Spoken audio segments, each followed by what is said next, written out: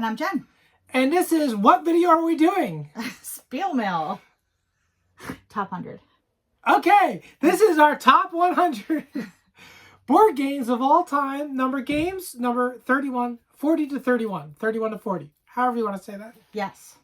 That was, we're out of practice. It's been a month or so since we've done a game. So, done a video. Thanks everybody for actually showing up here after we took a little bit of a break. Life gets busy sometimes. And yeah, things got messy and we've just been busy. That's all. yeah. So, but we're here now. Yep. And we're going to continue. So we only have 31 to 40 means we're down to our last 4 videos. Yeah. On our top 100, which is very exciting. It is very exciting. And the games get better and better. Mm-hmm. That's the concept of the top 100. They get better as you go up the list. Oh man, my top 10 is absolute garbage. Why did I do that? Did you order it wrong? I did. I can't let you do anything on your own. I didn't. These are getting better. These are good. These are really good games. So, yeah. So, this is exciting. So, anyway, we might as well jump right in. Yes, absolutely. Who's going first, though? I will. Perfect. Number 40.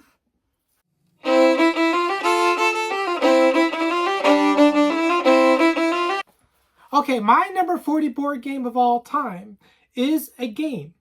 That is true. It's a epic scale game adventure called Hexplore It.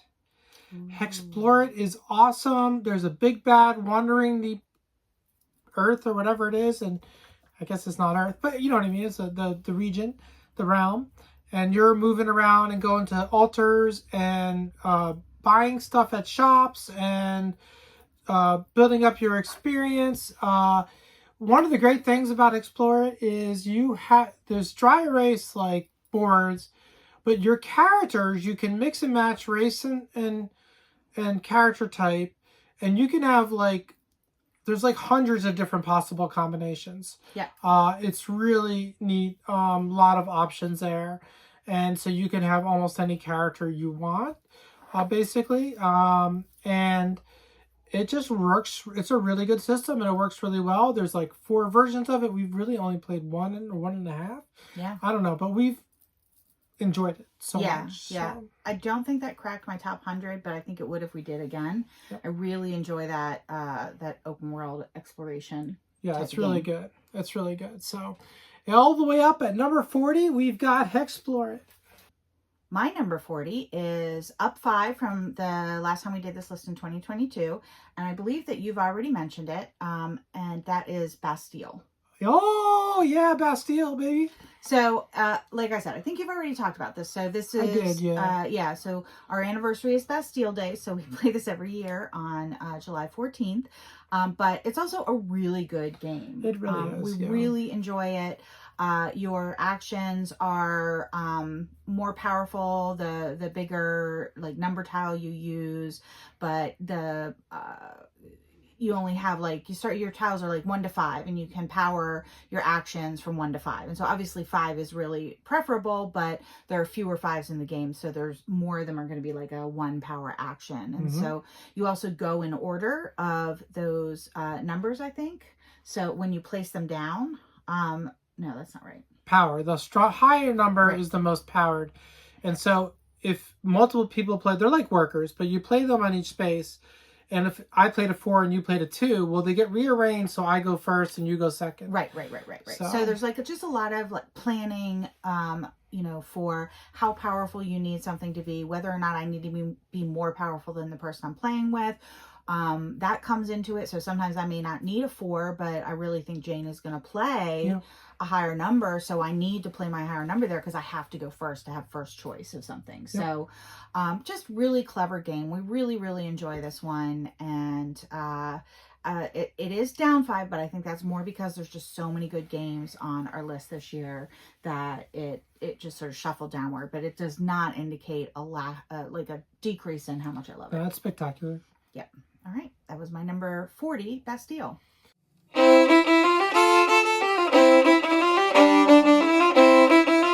My number 39 board game of all time is another epic adventure game. This one set in the world of King Arthur and it's Tainted Grail: The Fall of Avalon. Really, we've only played this a few times, and I was really sick. I mean, I'm still sick, but yeah, I was really sick at that time. And I basically crashed out, and we had to stop playing it. So otherwise, we would have played through the whole thing, because it was so good. It was really good. And very, very happy with it. Looking forward to getting it back to the table at some point. Yes. Now that I'm at least well enough to probably play through it. And I'm going to stop playing around with this thing that was in front of me. And that's it. So, yeah, so it's great. It's based on King Arthur, but in the future. And there's these things that are causing the world to fall into darkness. And so you're fighting them. And it's a classic theme. Great theme, yeah. It works really well.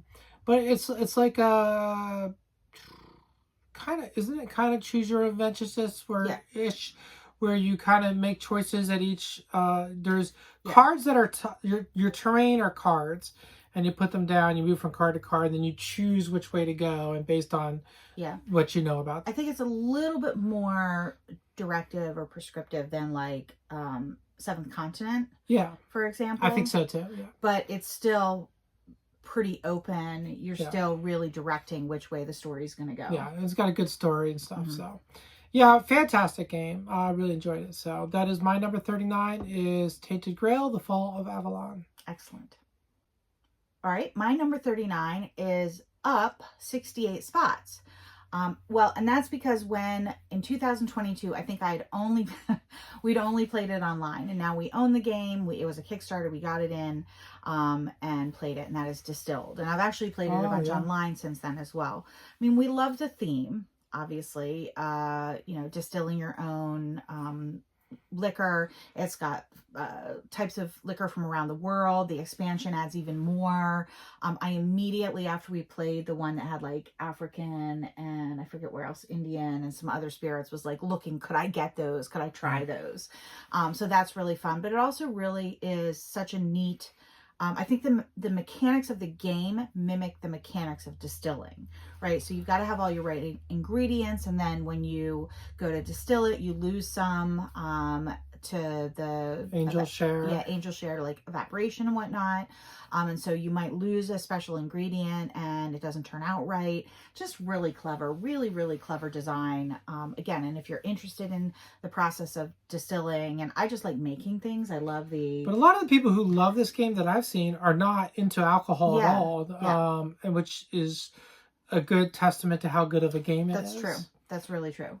For me, the theme is a lot of it. Yeah, but, I love the theme. The mechanics are also really solid. And like you said, people who are not even drinkers really enjoy it. So that, based on both mechanics and theme, Distilled is my number 39 game. Good choice.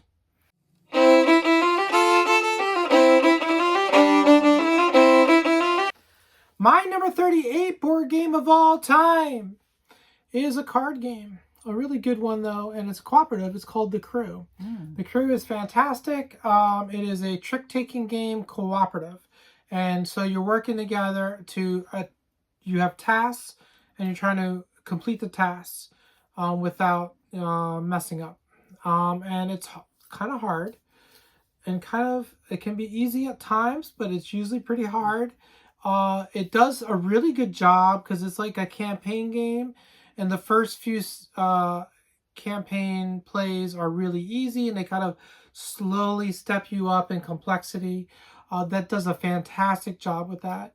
You can play with 2 players, which is how we played it. And it actually works quite well. It's got a clever 2-player system. The 2-player system is a little more set up than the normal game. That'd be the drawback to it. But it plays well. Yeah, and Dirk is significantly less jerky when he plays The Crew with us. Yes, so. Yes, he's not too bad.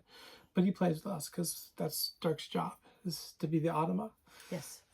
Anyway, so we go through and I don't know, we've been playing this online a lot too with people now. We don't do as well online. Part of it's just, it's a big group of people, and I don't know. We struggle sometimes. But it's really fun. I just really enjoy it. I'll say that when it worked well online was when we played through with somebody. It was after I had 3 player. surgery. Yeah. I had surgery. I was home. It wasn't working. We were able to just like go through and like rapidly take our turns, and so we kind of got into a rhythm. I think on BGA it loses some of that intuitiveness on how to play, that kind of you get into the rhythm of with the crew when you play online. You also miss that debriefing you do after a loss. Yeah. Like after a loss in life, you go like, you know what? I messed up because I did this. And, you know, you're like, I messed up because I did that, or I did it right. Did you see what I did? You know, and that actually helps you get better at the game. And we don't do as much of that when we play online. Right. So I think that slows the process of all of us getting better at the game. Yeah. But it still works. And what we've done a couple times is with online play to make it facilitate people learning the game a little quicker is we'll play a couple rounds where we are allowed to talk. And we actually just chat about what we're doing and why. Right. And it helps people understand how to play and grasp it a little quicker. Yeah, and this is especially true for folks who are not also then playing this in real life. So a lot of folks on BGA are also playing in real life, but we're usually playing with folks from a server that we're on for people with your chronic illness, and they're not playing in real life, and so we need to do that. There's also an option on BGA. So if you do play this on BGA, there's an option where you can see which cards have been played and which cards haven't been played yet, which is really helpful, particularly if you're playing a slow-moving game. Yeah. And we play a lot of slow-moving games because, as I said, Jen said, a lot of us are chronically ill, and we can't take turns all the time. So, but it's a great game. Yep. Either way. So my number 38 game of all time is The Crew, either version, Mission Deep Sea or Deep Space or Lost Planet 9, whatever. The Search for Planet 9. All right. Deep Lost Space Crew. Crew Space Lost Deep.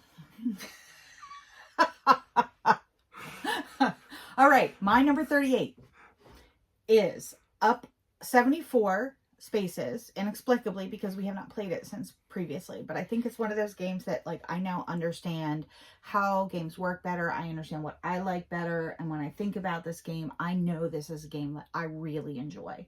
And that is Prehistory. Oh, yeah. Plus, we also love the designer. Yeah. And it personally. Is... Yeah. It's getting sketch over here. Whoa. It's getting sketch. It's by Alexander Shoji? Attila Shoji. Attila Shoji. Attila Shoji. It is... Love him so much, we can't say his name. It's pretty heavy. I don't remember what the rating is. I'm just going to let her go. I'm just going to ignore her. She riffs off over there with her jokes.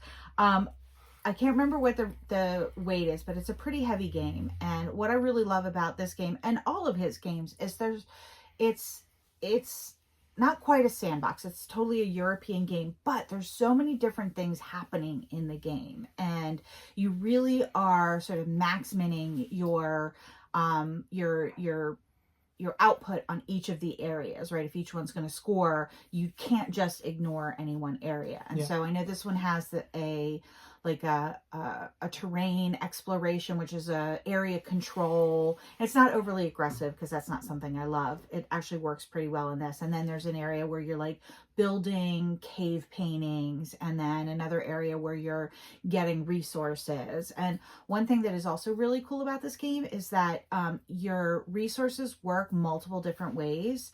And I can't remember the exact mechanism, but like if you use something one turn, the next turn it works differently.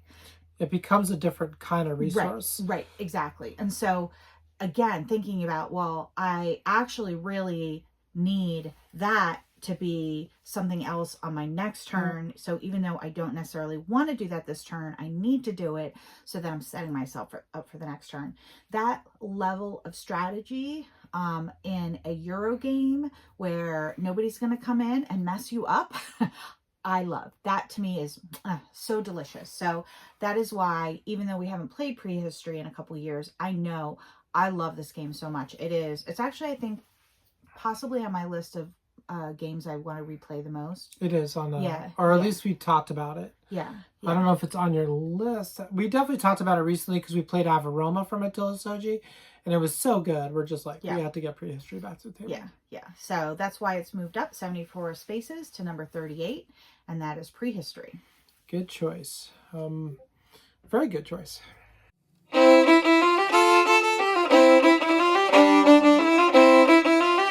My number 37 board game of all time is a party game.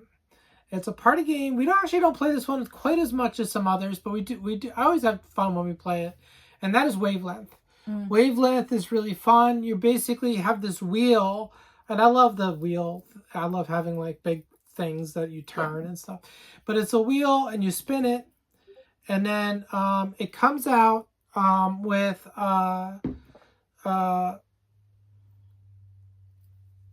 like a range. A range, and you have a card, and on the card it'll be like nice is on the left and naughty's on the right, and maybe the arrow's at the 45% mark, and you have to come up with a clue that tells people like, hey, this is like 45% between nice and naughty. 100% being naughty, 0% being nice. So kind of mixed, right? So you got to come up with a clue that makes people think that. So maybe you think of like something that's like, stealing for charity. That's not where I was going to go, but okay. I don't know. But so it's a little nice, but also a little bad. And it's interesting too, because sometimes you like find out things about your friends. You're like, really? Wow. You thought that was all the way over there? Yeah, I mean, that happens. And it's really fun. It just works with a large group. We tend to end up not really keeping score. We tend to end up just going back and forth and seeing what happens. And it's just fun. And we get a lot of laughs and, a lot of like, oh, what? No way. So, so if you want to be on the same wavelength, you should play Wavelength. Very good. My number 37 game of all time. All right. Well, my number 37 is new to the list. And it's one that you can play on BGA. Well, we have the new deluxe version and you can play the old one on BGA, and that is La Granja. Ooh, yeah. Such a good game. La Granja. Oh my gosh. I love this game. I love that you have these cards that you can use in any one of like 3 or 4 different ways on your board. You can tuck them underneath. You can use them to make give you more like places for your pigs to procreate. You can use them as fields, or you can use them as I think production. So I think that's super cool. I really enjoy this game. It's a really interesting action selection mechanism as well. So you roll the dice, and the dice go into, like, the ones go in one spot, 2s, 3s, 4, 5, 6. And it's a predetermined list, like what 6s do. But that means every turn, like, you don't know what's going to come up. But the dice are just going to be what the dice are. And so I think that's a really kind of interesting. It keeps it interesting, right? Yep. It's a clever way to pick your actions. And between that and then the cards, I really just love this game, and I really like the deluxe one. I think the deluxe one made some changes to it that are that just make it work a little better than the original, which we have not played in person, but I've played online. And I definitely feel like it's also just really nice quality components. Yeah. The sort of new upgraded version is what I really like to play. So that is why La Granja is my number 37. Good choice. All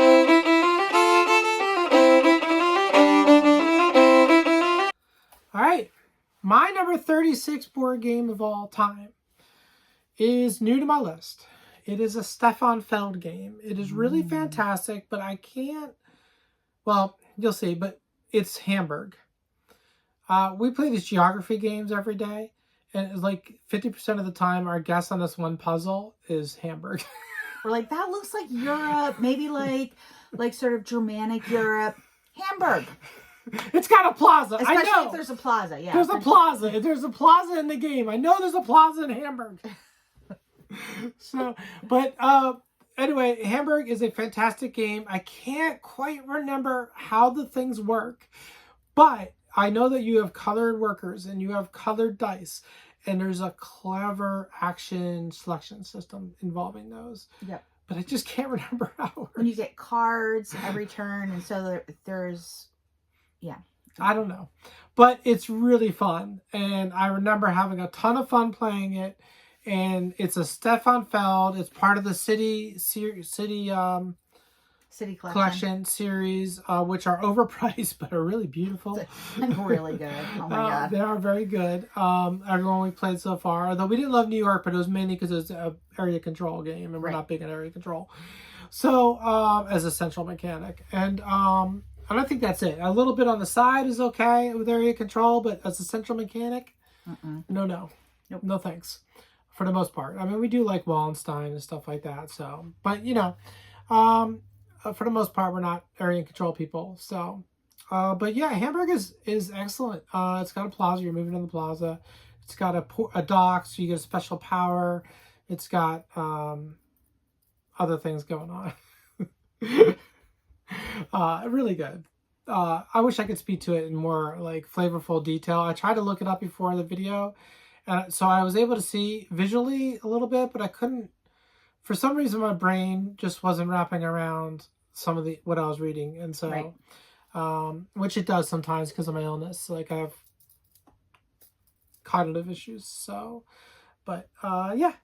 So anyway, that's my number 36 is the Stefan Feld wonderful game of Hamburg. All right.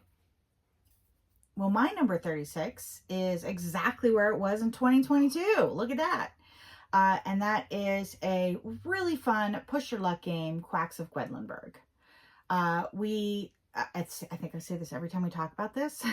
We didn't like it the first time we played it because it was just like all pure luck. But once we kind of got the hang of it, accepted that it was pure luck, and kind of figured out what our strategies were going to be to mitigate that, we just fell in love with this game. We really love it. We like it. We love it with the expansions, especially. One of the things that I think makes it so neat is that you're pulling these colored tokens out of your bag. Hopefully you've got the plastic ones or something because the paper ones get destroyed. And you can they have a value on them, and there's white ones in there. And if you have more than 7 value on your white tokens you pulled out, you bust, right? So it's push your luck. You're trying to pull out the colored ones, more colored ones, less white ones, not bust.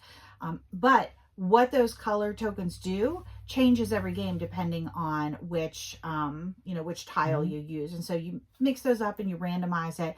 And it's just got a lot of variability because of that. You can really have very, very different games. And some games where you just absolutely love and have like a ton of green tokens in, and sometimes where the power is like, nah, I'm not gonna get this. I'm gonna ignore them. So just really enjoy this. I don't know. It's an easy, fun, quick, delightful game that just hits all my dopamine triggers. You get to buy stuff at the end of every round if you're lucky. Sometimes you bust on purpose because if you bust, you can either get points or shop. So early in the game, you might say, well, I would only get 1 point anyway. Who cares? I'm gonna bust to try to get more value to shop with. It's wonderful. If you haven't played Quacks of Quedlinburg yet, I suggest you try it. If you don't like it the first time, I'd give it another try or two, because it took a little bit for this one to hit with us, but once it did, it's my number 36 game. Love it. Yep. It's like all push your luck games. It's occasionally frustrating. Yeah. Oh yeah. Because you push your luck and it don't go well. That damn white 3. It comes out magical. Someone put glue on mine. I know. You could have like 4 red 4s and never get a single one, but that white 3 comes out every round. It's like magnetically attached to my hand. Yeah. So, but anyway, yeah, good choice. All right.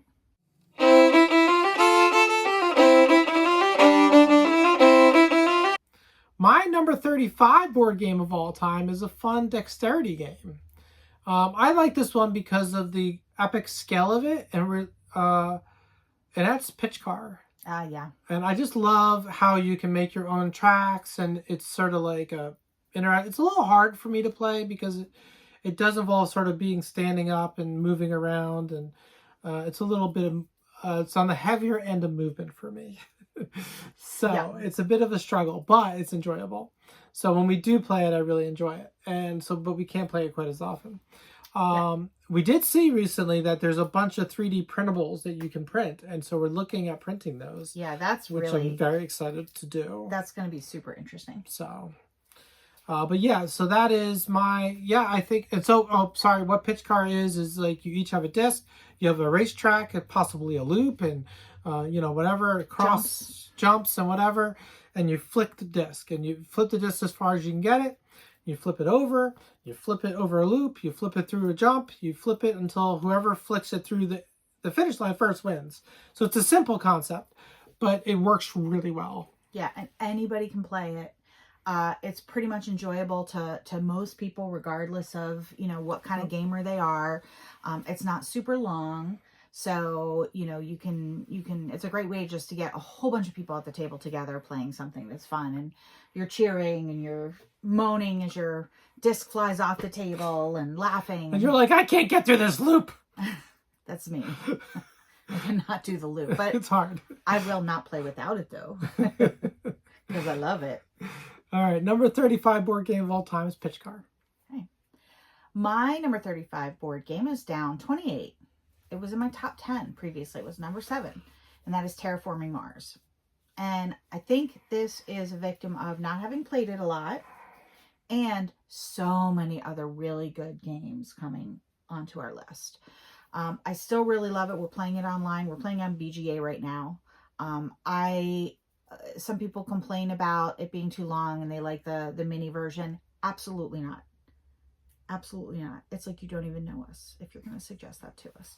I want the full thing. I want the full epic. I want to have all the cards out by the end of the game. I want to have my engine going. Really, really enjoy this. And so basically you're every round you're drafting cards, you're deciding whether or not you want to buy them. You play them, they start to create an engine for you. You're also doing things like putting, you're terraforming Mars, right? So you're trying to increase the temperature on the planet. You're trying to increase the, what else is the air, oxygen, temperature. There's a third one, terraforming rating. Carbon monoxide, right? Sure, sounds right. Something like that. I don't know. There's 3 things. You're trying to increase 3 things to make the temperature. I forget right now. To make the planet habitable, basically. And so you're also then putting down cities and putting down oceans and putting down parks and green spaces, and there's pets and there's microbes, and you can set off a nuclear bomb to raise the temperature. I mean, it's wild. You said putting down green spaces. It sounded like you meant dissing, and I was like, so you're rude. A terrible little green space. You're so rude. You're a terrible park. You're not even producing any oxygen. Anyway, I really enjoy this game. There's a lot going on. I really love an engine builder. I love something so epic. The only thing I like is the Prelude expansion, which kind of kickstarts it. So you start with a little bit more resources. It's just like, there's no reason to spend those 5 turns building up everything if you can just kickstart it, because it's just silly. The real fun happens when you start to get that engine going. So that is my number 35, Terraforming Mars. All right, good choice.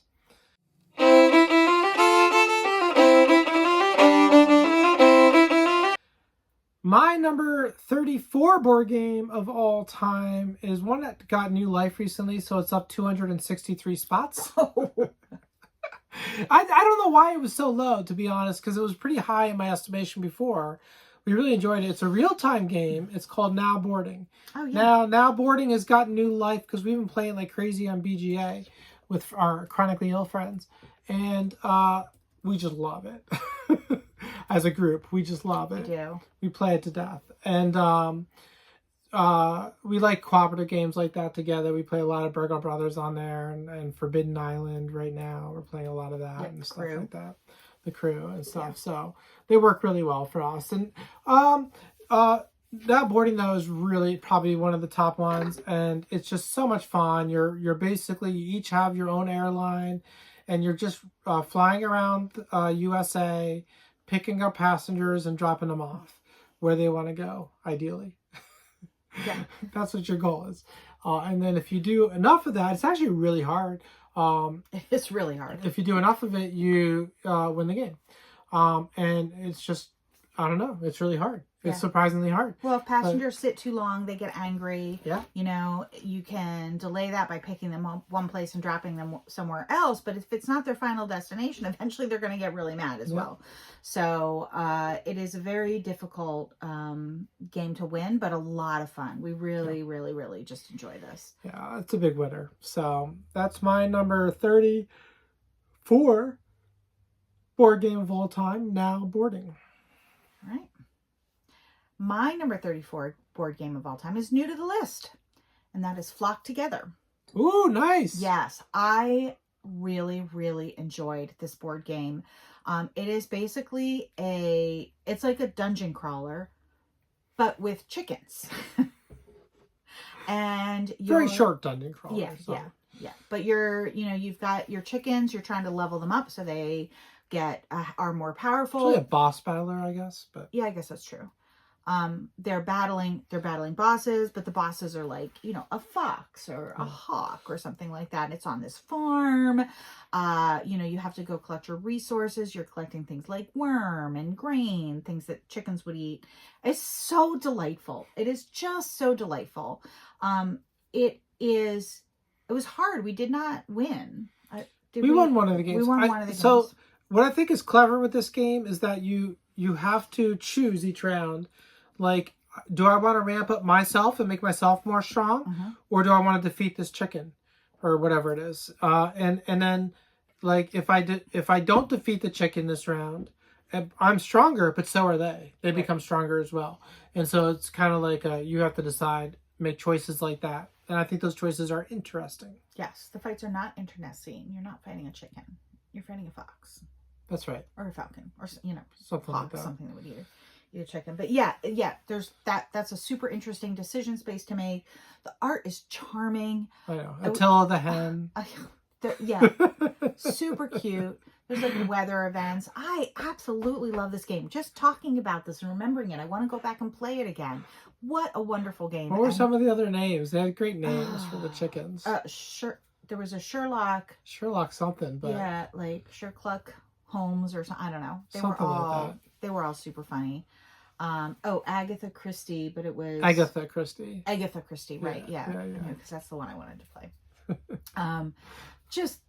The puns are cute. It's adorable, and it's fun. It's challenging. It's has like all of the tension and things that you would love in a boss battler with adorable chickens and fun puns. Like, hello, take my money. I love it's a really good contained game in the sense that it's not a campaign game. It's not a long one of those long drawn out games, which we love.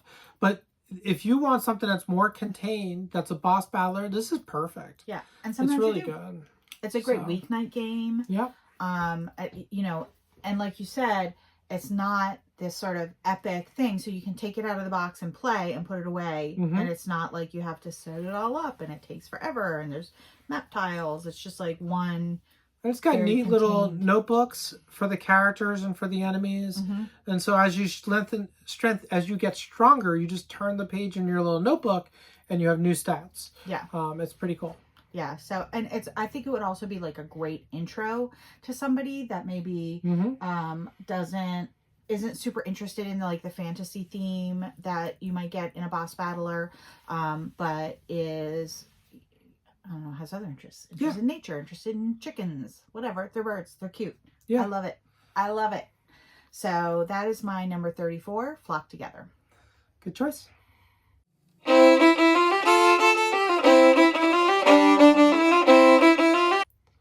My number 33 board game of all time is basically Jurassic Park the game, and that is Dinosaur Island. Dinosaur Island is this fantastic game. It's really, it's quite complex. It's like higher threes and on the BGG rating system. But it's so good. It's, and you are building a amusement park, and trying to get as much money as possible, and not have your people eaten by dinosaurs. But some of them will get eaten, and it's just sad. But you know, they were asking for it's it. part of the mystery that is Jurassic Park. So yeah, I don't know. It's really fun, and if you like that theme, it obviously is. Yeah. It's right on spot. It's got. When I first saw the art for it, I really hated it, but I really love it now. Yeah. This is really like retro 80s neon. 80s neon, yeah. Like yeah. look, it really works though. And I really like that. And it's because it is complex and it's got a lot going on. It's very immersive, which I really like. It just feels immersive in the theme. Oh yeah. So yeah, this one we for some reason it did not make my list, and I'm not sure that whatever. It is what it is. Probably just because we haven't played it in a while. But this is one of those games, like we actually rented it from a local board game cafe. RIP. But they opened right before the pandemic. It was terrible. I know. Just bad luck. Bad luck. Yeah. Really, really unfortunate. But we rented it from there during the pandemic, and we immediately sought out a Kickstarter copy to buy because we loved it so much. And we overpaid for a Kickstarter copy. oh, everybody's shocked. But we had to have all of the things that were in the Kickstarter copy. But we loved it so much. It was our anniversary present to ourselves that year. Really, really good game. Yeah, very good. Really wonderful. So, yeah, that's my number 33, The Wonderful World of Dinosaur Island.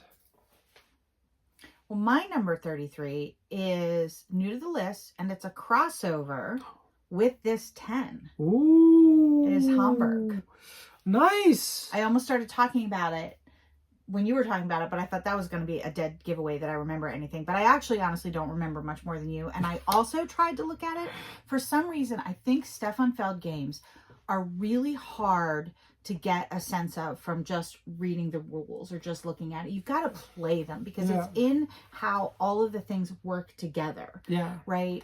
So like, I know you get a hand of cards and you use one of those cards every round. And so I think there's like 8 rounds. There's 4 turns per round. You get 5 cards at the beginning and you spend those 5 cards, and they can be spent in a couple of different ways, which is one of the things that makes them fun, right? Love that, like multi-use. You have this thing. What are you going to do with it, right? Are you going to use it to as a resource or to play your dice or to amp something up? And it has some engine building to it as well, because those cards, you could use them to like build something or lay them down. I really don't remember the right, and they become something. So for example, if you have a pink worker meeple, you might have a card that says every time you get a pink worker meeple, you also get X, or you get 2, something like that. And so there's a little bit of engine builder to it, right? And that's how you get those meeples too. Those meeples are the workers, and you don't have your own set of meeples. You get them based on what resources you use, what dice you roll, what cards you have, all of those things are what give you your workers for the round. And so I just, he's such a masterful game designer. We really love that type of game where, it sounds simple, play a card, but there's 4 different ways you can play it. And when you play it, it could set off this chain of events. And which is also why it's so hard to remember when you're not playing or you haven't played in a while exactly how it plays. But I know Hamburg, when we did our top 10 Stefan Feld games, this was in my top 5, if not my top 1. It was very high up for me. So I really, really enjoy this one. It's good choice. Masterful. Yep. Obviously it's a good choice because it's a crossover. Yeah, baby. All right.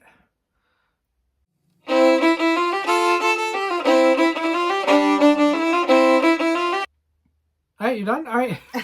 I'm done. Well, my number 32 board game of all time is a lovely, lovely game about drinking. Or actually making beer. Oh. Brewcrafters. All right. Brewcrafters is a board game about making beer and getting it to people and then hopefully drinking it. Good game to drink beer during if you like beer. We love this game. I really love it with all the expansions thrown in. I believe you said the same thing because we both love it that way. And there's like a community garden expansion. There's a tasting room expansion, and there's all these different things that you can add in, and it makes it a more complex game, but a really fun game. And not that the base game's bad. The base game's fantastic. And you're making beer. You're making porters and ales and lagers and whatever, IPAs. And so you got to get your hops, and you got to get your malt, and you got to make beers. Really fun game. Really enjoyed this one. The designers went on to, well, actually, there's Ben Ross, I think, is the designer of this, but him and well, I'm forgetting names right now, but him and the other guy, the other guy, went on to make Homebrewers, which I do not like as much. Yep. It's okay, but I do not love lighter. it. It's a lighter game. It doesn't fill the scratch the way that this game does. This game is very immersive in the beer making, and I like that. So this is a winner. This is a definite winner, but it is definitely a longer game. So if you're looking for like a more compact experience, maybe Homebrewers is more for you. But either way, this is fantastic. It is my number 32 board game of all time, and that is Brewcrafters. Excellent choice. I know. Okay, my number 32 is going to shock you. It's going to shock you. It's Bunny Kingdom. I know, right? She's feverish. I mean, it's 32. It's very high. I love this game a lot. I think that because we get to play it on BGA all the time, it is much easier like to access, and I get my fill of it. Okay. Right? Okay. And so it's fair. We do almost always have a game of Bunny Kingdom going. Yeah. Right? And I want to always have a game of Bunny Kingdom going. But I feel like that means that it's not that it's less satisfying, it's like just less exciting. Like, you know what I'm saying? But I still love this game. So, and I'm terrible at it. I'm terrible at this game. No, you're not. Oh, yes, I am. No, you're not. You win. Not very often. I still remember the first time I beat you in person. It was years after we got the game. You over-celebrated? It was at my dad's house. So basically, it's a card drafting game. You get cards into your hand. You pick the ones you want. You pass it on to the next person. You get the next one.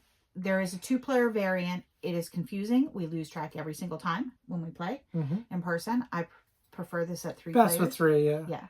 And then what you do is those cards will let you put bunnies on the board to create territories and put castles or buildings on them or luxury resources. And it scores by multiplying the number of castles times the number of unique resources in a territory. So, you want to have a territory with a lot of resources and a lot of castles. And it doesn't help you to get like 3 woodland areas in one area because that's just, a repeat. With 4 players, the board fills up too much. With 2 players, the drafting gets messed up. So for me, this is ideal at 3. I love this game so much at 3. At 3, it is perfect. But I do also think that those limitations are a slight knock against it as well. Sure, that makes sense. So yeah, and I don't even think I need the expansion. The expansion's fine, but I don't need it. I'm fine with just the base game. I don't think the expansion's that great. I think it's fine. It's fine. Yeah. But it does not, to me, make the game that much better. The core game is just really fantastic. So. Yeah, and there's so many cards, so there's so much variability in the game and what you get, what you get past and how you choose to do them. And there's parchments that'll give you like scoring conditions. So it might say, if you have the most carrots or if you have the most territories, you get 10 points at the end of the game. And so that changes up what you're trying to do every turn. And then with 2 players, like you're often shedding those are the ones you're shedding. So that kind of knocks that out. But overall, I still really love this game. It is still my 32 ranked game. It is just down 29 because it was my 3rd highest loved game. Wow, that's a drop. That is a drop. Bunny Kingdom. But it's got these cute little bunnies too. I love the bunnies so much. All right.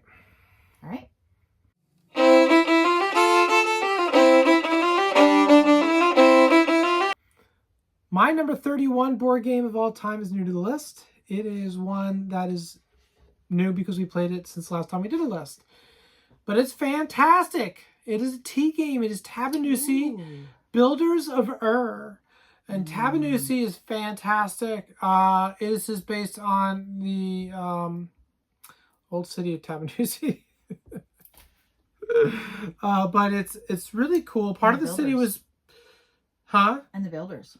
Yeah, part of the city was built on like wetlands. And so like part of the map part of the board you're dealing with that, and other parts of the board you're building up buildings, and then you're also getting special powers at the ports and stuff. What's really clever about this game is the sort of action selection system, where when you do an action, you take a die from a spot, one of the 5 spots in the game, and I think it's the number on the die. It dictates where you're going to do your next action. Yes. And you can pay gold to override that, but you have to pay gold to override that.